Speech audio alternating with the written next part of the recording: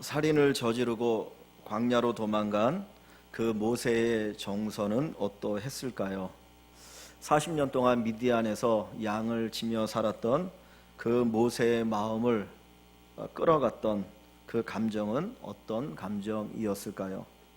아마 부정적이고 무력감이고 열등감이 아니었을까 생각합니다. 미디안에서 40년의 삶이 흐른 후에 하나님께서 시내산에서 모세에게 나타나셨습니다. 떨기나무 가운데 불꽃으로 모세를 찾아오셨고 그 모세에게 하나님께서 귀한 사명을 주십니다. 너는 바로에게 가서 내 백성 이스라엘을 구원하라. 이때 이 모세의 반응은 무엇입니까? 오늘 본문 11절 말씀을 보면 이 모세는 하나님에게 이야기합니다. 내가 누구간데 바로에게 가서 이스라엘을 구원하겠습니까? 내가 누구이기에 바로에게 갈 수가 있겠습니까? 이 말의 의미는 무엇입니까? 나는 아무것도 할 수 없다라는 겁니다. 40년 전에 모세는 애굽의 왕자였습니다. 그때는 그래도 권력이 있었습니다. 자기를 따르는 군사들도 있었습니다. 그리고 동족 이스라엘이 비록 노예로 있었지만 그 애굽 땅에 있었습니다. 그때 조금만 힘을 모았다면, 뭔가 전략이 있었다면 그 당시에는 이스라엘을 애굽으로부터 구출했을지 모릅니다. 그러나 40년이 지난 지금 이 모세의 모습은 그냥 평범한 목자일 뿐입니다. 그것도 40년 동안 그 미디안 광야에서 양을 치는 목자의 삶을 살았습니다. 그 주변에는 아무도 없습니다. 그는 권력도 없고 명예도 없고 물질도 없고 어떤 지식도 사라지고 말았습니다. 그런데 하나님께서 모세에게 너는 애굽에 가서 이스라엘을 구원하라고 말씀합니다. 이 말씀처럼 모세를 더욱더 무력하게 만들고 열등감에 빠지게 하는 것은 없을 것입니다. 왜냐하면 내가 뭔가를 할 수 있을 때 그 말이 내게 힘이 되어지고 내가 뭔가 한번 해보겠구나 그런 생각을 할 수 있지, 모세가 할 수 있는 것이 아무것도 없는데 네가 애굽에 내려가서 이스라엘 백성들을 구원하라고 하는 말씀은 정말 모세로 하여금 절망하게 만드는 이야기입니다. 이 모세가 뒷부분에 가면 이런 이야기를 합니다. 나는 말이 어눌합니다. 나는 말을 잘 못하는 사람입니다. 내가 말을 하면 누가 내 말을 들어주겠습니까? 또 하나님이 나를 보냈다라고 하지만 내가 이스라엘 백성들에 가서 이야기한들 하나님이 나를 보냈다라고 하는 것을 누가 믿어줄 수가 있겠습니까? 이 모세는 철저하게 열등감에 빠져 있었고 무력하고 무기력합니다. 부정적입니다. 그런 모세에게 이스라엘 백성을 구원하라고 할 때에 정말 모세가 그것들을 감당할 수 있겠습니까? 그에게 아무도 없는데, 그가 가지고 있는 어떤 권세도 없고 군사력도 없고 사람도 없는데 어떻게 이스라엘을 구원할 수가 있겠습니까? 우리나라가 36년 동안 일본의 압제를 당했습니다. 그 나라의 압제 당하는 가운데 나라의 독립을 위해서 얼마나 많은 분들이 독립운동을 펼쳤습니까? 외국에서 자금을 모으고 군대를 만들고 정말 그렇게 해도 이 독립을 이루는 것이 쉽지 않았습니다. 그런데 모세 한 사람이 애굽에 내려가서 어떻게 이스라엘 백성들을 구출할 수가 있고 독립하게 할 수가 있겠습니까? 그런데 하나님은 하라고 하는 것입니다. 그것이 오히려 모세에게 짐이 되어질 수가 있는 것이죠. 그때 하나님께서 나는 아무것도 할 수 없다. 내가 누구인데 애굽에 내려가서 이스라엘 백성들을 구원하겠습니까? 라고 얘기하는 그 모세에게 하나님이 주시는 말씀이 있습니다. 12절 말씀해 보시면 하나님이 이르시되 내가 반드시 너와 함께 있으리라고 이야기합니다. 하나님이 모세를 보내실 때 모세에게 사람을 붙여주시든지 모세에게 무기를 주시든지 군대를 주시든지 전략을 주시든지 아니면 자금을 주시든지 해야 되는데 하나님 아무것도 하지 않고 오직 한 가지 말씀하시는데 내가 너와 함께 하리라고 하십니다. 군사력이 아니었습니다. 자금이 아니었습니다. 사람이 아니었습니다. 단 한 가지, 내가 너와 함께 하리라. 오늘 우리가 이 땅을 살아가면서 우리에게 열등감이 찾아옵니다. 무력감이 찾아옵니다. 우리 앞에 큰 장애물이 있을 때가 있습니다. 그때 우리는 이 장애물과 이 무력감, 이 열등감을 이기는 방법은 어떤 권력이나 명예나 돈이나 학식이라고 생각합니다. 그런데 하나님은 그것이 아니고 내가 너와 함께하는 것이라고 말씀하십니다. 내가 너와 함께하리라. 오늘 하나님이 우리와 함께하시는 것이 우리에게 능력이요 힘이요 권세임을 믿으시기를 소원합니다. 여호수아가 모세를 이어서 이스라엘의 지도자가 되었습니다. 그는 이전에는 모세의 종이었습니다. 그런데 모세가 죽고 나자 그가 200만이 넘는 이스라엘을 이끄는 지도자가 되었습니다. 그 여호수아 앞에는 가나안 땅을 정복해야 되는 과제가 있습니다. 이 여호수아의 이 어떤 성격을 보면 되게 소심한 사람입니다. 내가 어떻게 이 사명을 감당할 수 있겠는가 두렵고 떨 때 하나님이 여호수아에게 나타나셔서 주신 말씀이 있습니다. 내가 모세와 함께 했던 것처럼 내가 반드시 너와 함께 하리라. 다른 것 말씀하지 않아요. 전략을 말씀하지 않아요. 그냥 내가 너와 함께 하리라. 이것이 바로 하나님 주시는 말씀이었습니다. 오늘 우리가 이 땅을 살아갈 때 가장 중요한 것이 무엇입니까? 하나님이 우리와 함께하는 것입니다. 전략이 아닙니다. 물질이 아닙니다. 권세가 아닙니다. 하나님이 우리와 함께 하시는 것입니다. 주님이 부활승천하실 때 제자들에게 마지막 명령을 하죠. 너희는 모든 민족에 가서 제자를 삼아라. 그때 주님께서 그 말씀하시면서 주셨던 내용이 뭐냐면 내가 세상 끝날까지 너희와 함께 하리라. 세상 끝날까지 너희와 함께 하리라. 오늘 우리 인생의 답이 무엇입니까? 우리가 이 땅을 살아가면서 수많은 문제들을 안고 살아갑니다. 그 문제의 해답이 무엇입니까? 하나님이 우리와 함께 하신다는 거예요. 하나님이 우리와 함께 하시면 되는 것입니다. 내가 아무리 능력이 있고 힘이 있고 권력이 있어도 하나님이 우리와 함께 하지 않으면 우리는 실패할 수밖에 없습니다. 그런데 하나님이 함께 하시면 우리는 능히 이겨나갈 수가 있고 우리의 삶의 아름다운 결과가 맺어지게 됩니다. 오늘 본문 7절 말씀을 봅니다.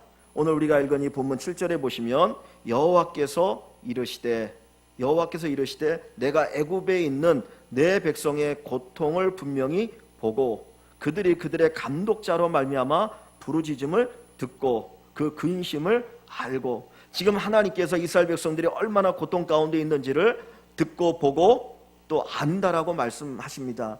그리고 나서 8절에 이렇게 말씀합니다. 내가 내려가서. 지금 누가 내려간다는 겁니까?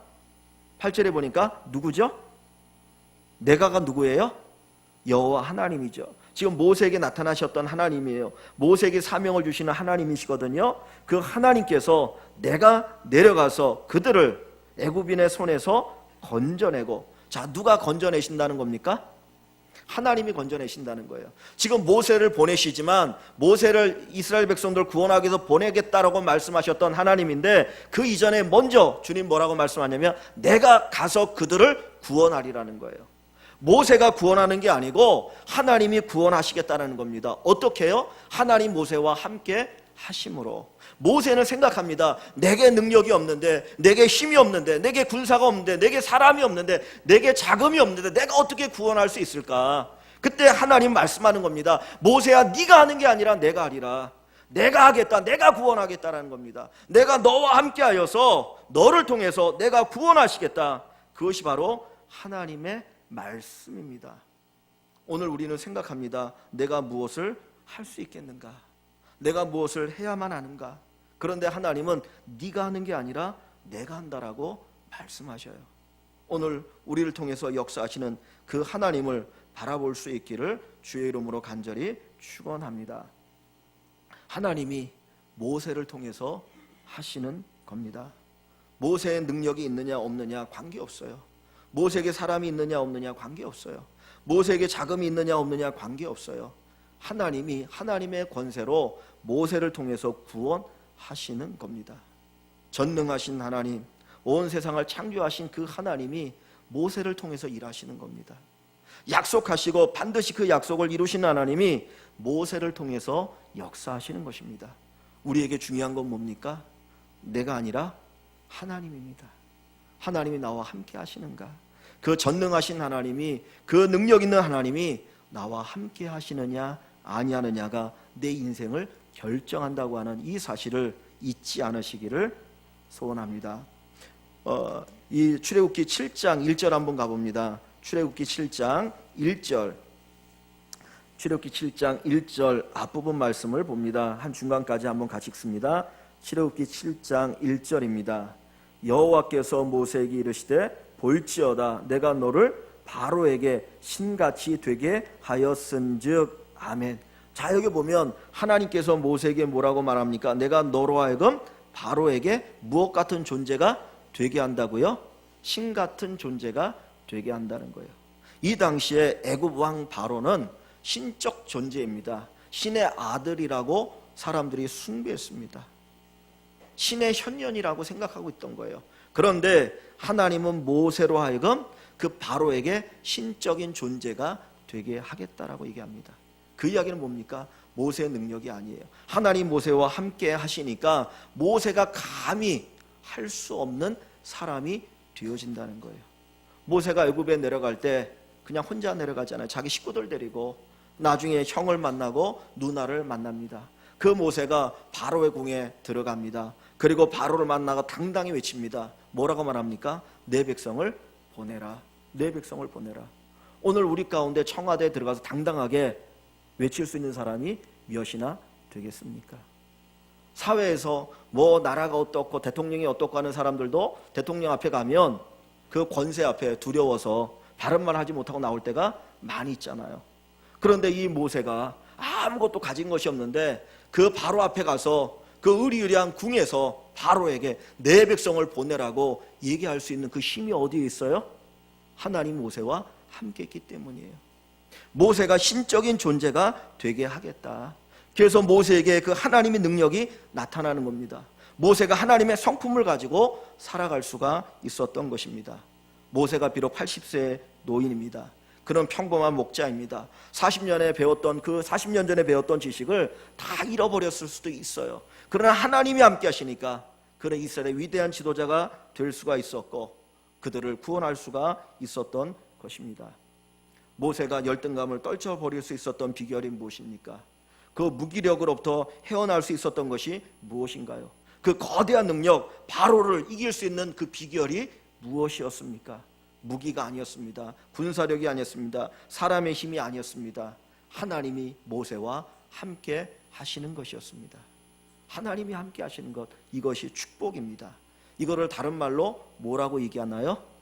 임마누엘. 임마누엘. 하나님 우리와 함께 하신다. 임마누엘. 이 임마누엘의 은총이 우리 사랑하는 일광의 모든 식구들에게 있어지기를 주님의 이름으로 간절히 축원합니다. 하나님은 눈에 보이지 않아요.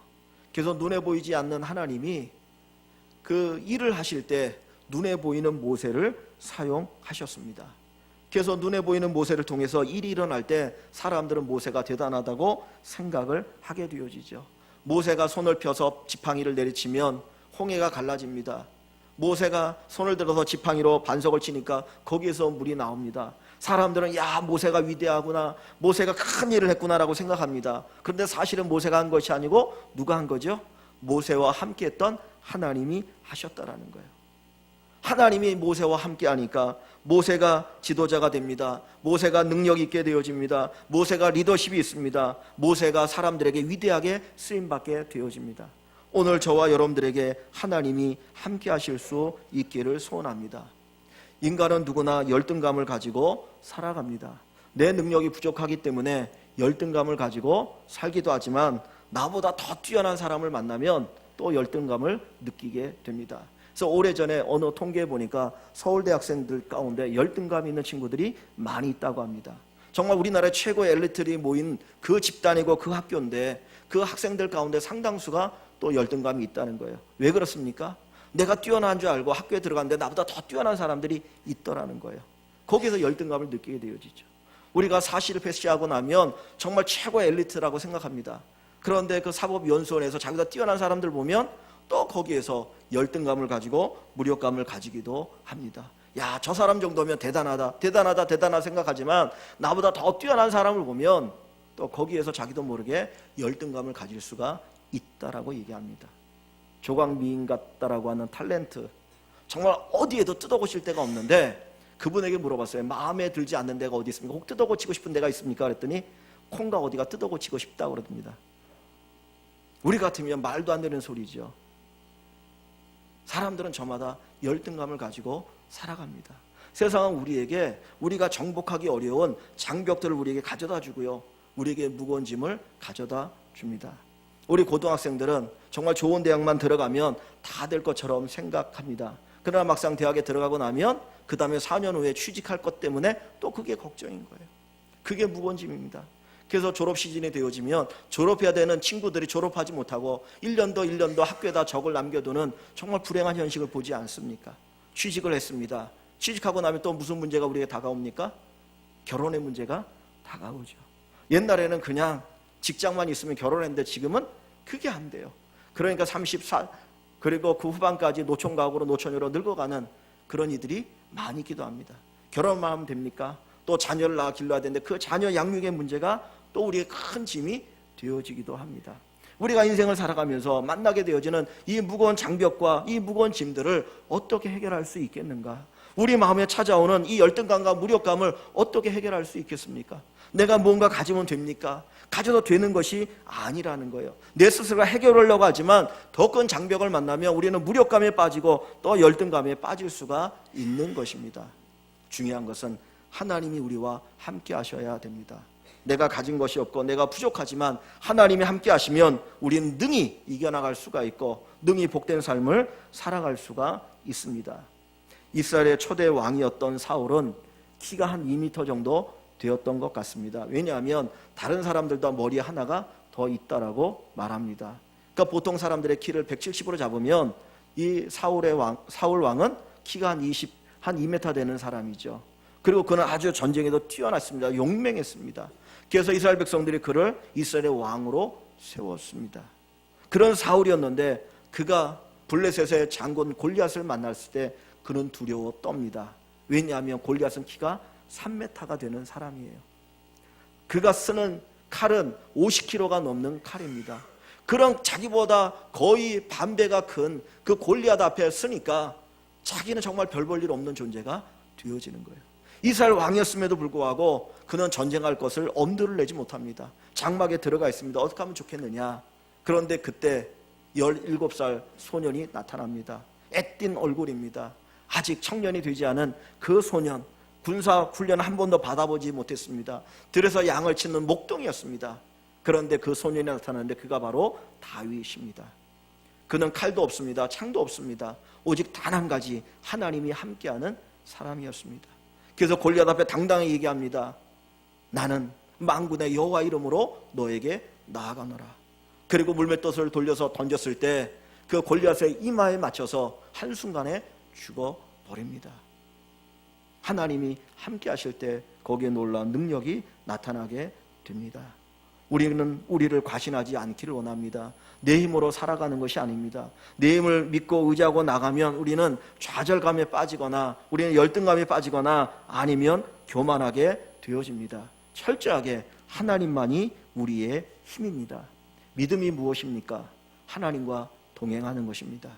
믿음은 하나님을 나의 능력으로 삼고 살아가는 것입니다. 마치 다윗이 하나님을 자기의 능력으로 삼았던 것처럼 이후에 모세가 철저하게 하나님을 의지하고 하나님과 동행하며 살았던 것처럼 믿음은 하나님을 의지하고 하나님과 동행하며 하나님을 나의 능력으로 삼는 것입니다. 그래서 시편 18편 1절에 나의 힘이 되신 여호와여 그랬습니다. 나의 힘이 되신 여호와여. 하나님이 여러분의 힘이 되시기를 주의 이름으로 간절히 축원합니다. 하나님의 능력 삼으시기를 간절히 소망합니다. 우리가 이 땅을 살아가면서 수많은 문제를 안고 살아갑니다. 태어나서 죽는 순간까지 어떻게 보면 인간은 문제를 품고 살다가 가는 것입니다. 그런데 인간이 가지고 있는 이 문제의 가장 근본 원인이 어디에 있습니까? 사람이 병들고 늙고 죽고 사람들 사이에서 갈등을 하고 그리고 정말 먹고 살기 위해서 땀을 흘려야 되는 이 모든 근본 원인이 어디에서 시작되나요? 인간이 하나님을 떠난 데서부터 시작되어집니다. 선악과를 따먹지 말라고 했지만 선악과를 따먹음으로 하나님을 떠나서 하나님께 쫓겨남으로 말미암아 인간에게 고통이 찾아왔습니다. 마지막엔 죽음의 문제가 찾아오게 된 것입니다. 그렇다면 역으로 인간이 가지고 있는 문제를 해결하는 가장 근본적인 방법은 뭐예요? 하나님을 만나는 거죠. 하나님께 돌아가는 거죠. 하나님과 함께하는 것입니다.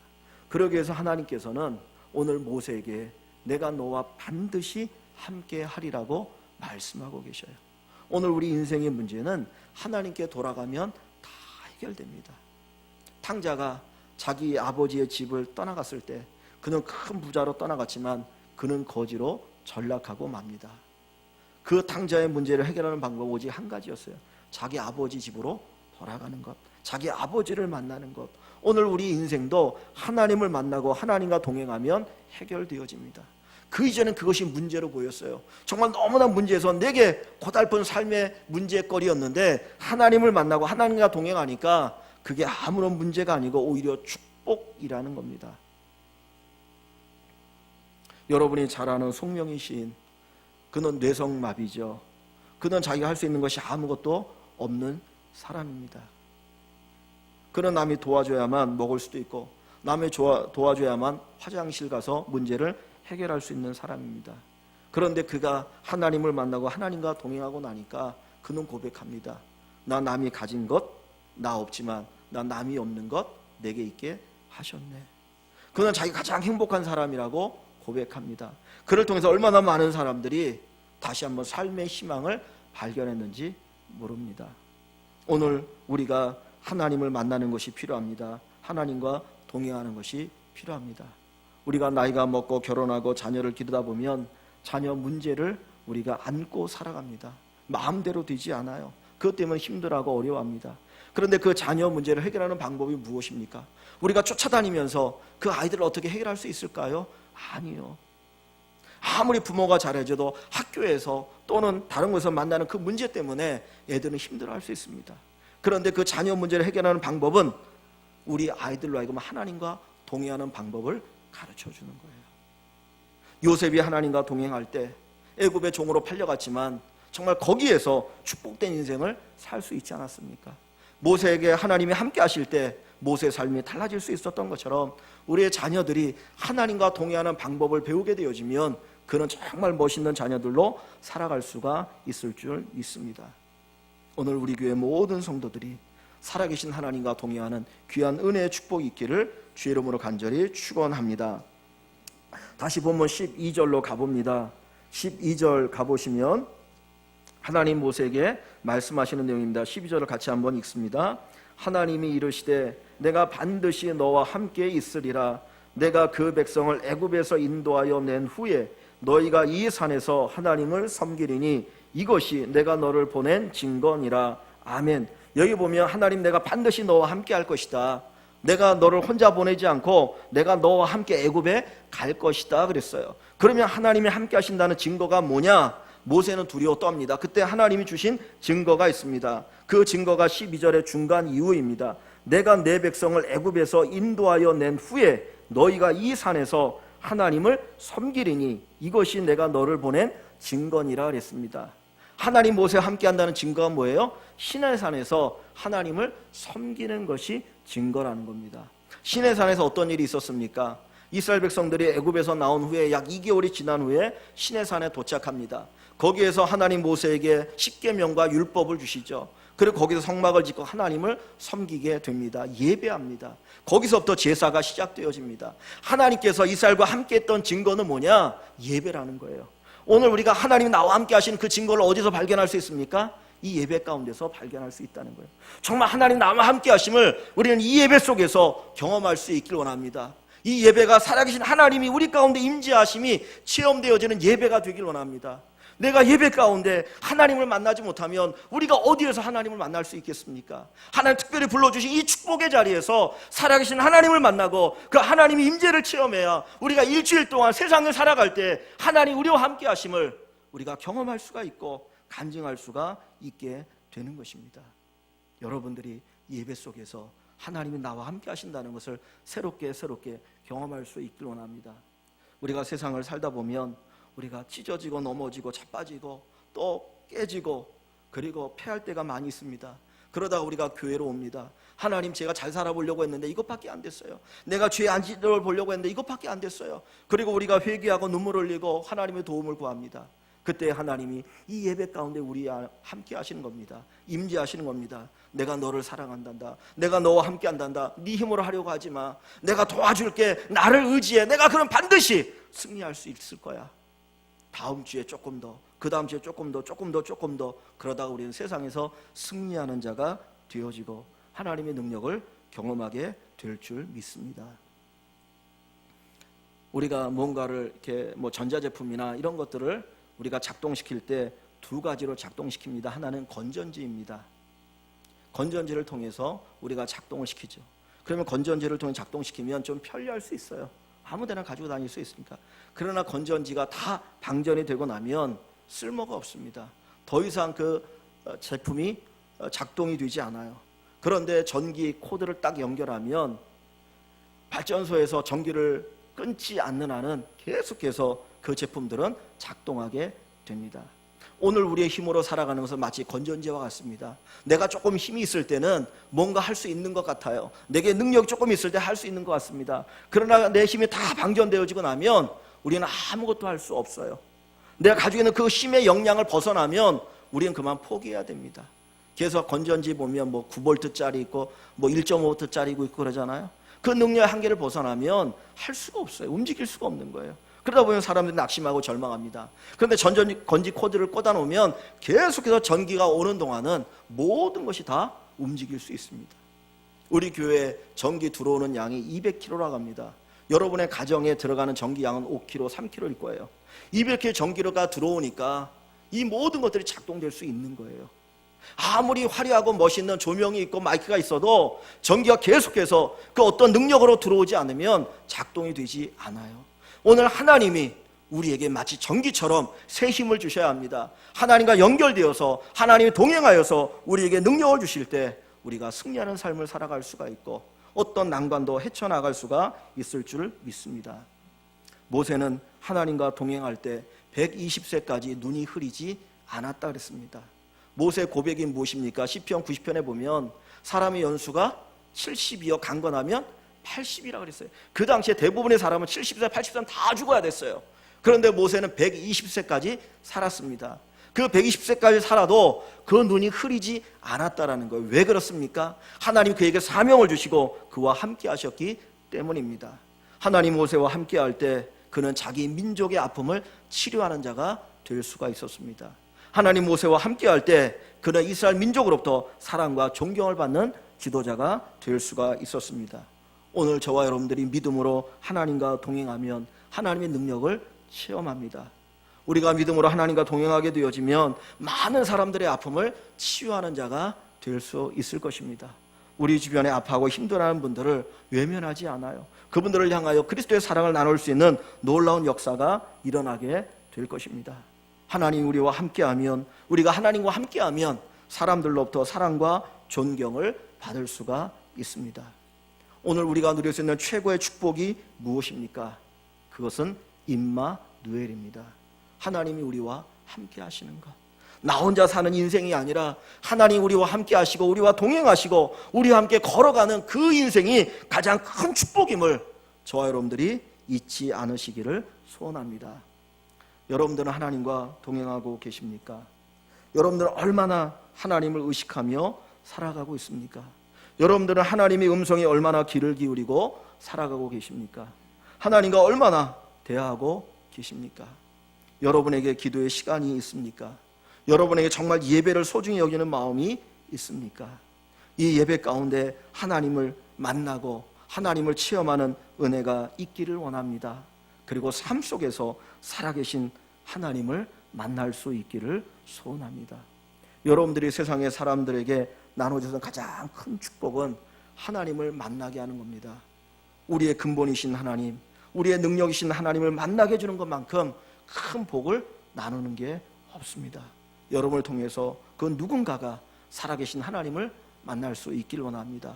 그리고 후일에 내가 당신을 통해서 예수 그리스도를 만나고 주님과 동행하는 가운데 이 놀라운 축복을 받았다라고 하는 그 간증이 차고 넘치기를 원합니다.